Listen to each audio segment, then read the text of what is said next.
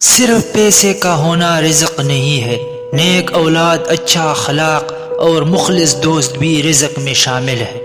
صرف دو لوگ مقدر والے ہوتے ہیں، ایک وہ جنہیں وفادار دوست ملتا ہے، اور دوسرا وہ جن کے ساتھ ماں کی دعا ہوتی ہے۔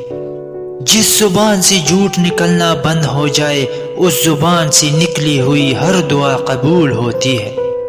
دوستی اور محبت ان سے کرو جو نبھانا جانتے ہو، نفرت ان سے کرو جو بلانا جانتے ہو، اور غصہ ان سے کرو جو منانا جانتے ہو۔ اخلاق ایک دکان ہے اور زبان اس کا تالا ہے۔ تالا کھلتا ہے تو معلوم ہوتا ہے کہ دکان سونے کی ہے یا کوئلے کی۔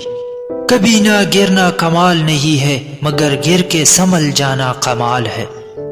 جو تمہاری خاموشی سے تمہاری تکلیف کا اندازہ نہ کر سکے، اس کے سامنے زبان سے اظہار کرنا صرف لفظوں کو ضائع کرنا ہے۔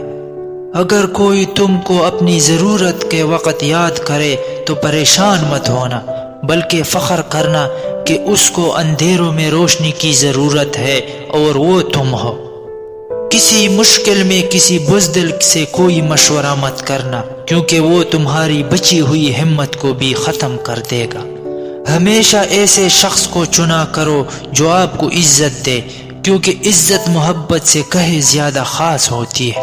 اگر تم سیدھے راستے پر کسی مشکلات کا سامنا نہیں کر رہے تو تم سوچو، کچھ دیر کے لیے ہو سکتا ہے کہ تم غلط راستے پر ہو، کیونکہ سیدھا راستہ مشکلات سے بھرپور ہوتا ہے۔ اپنے دن کا آغاز صدقہ دینے سے شروع کرو، اس دن تمہاری کوئی دعا رد نہیں کی جائے گی۔ اللہ سے جب بھی دعا مانگو تو مقدر مانگو، کیونکہ میں نے بہت عقل والوں کو مقدر والوں کے در پر دیکھا ہے۔ دوست کو دولت کی نگاہ سے مت دیکھو، وفا کرنے والے دوست اکثر غریب ہوتے ہیں۔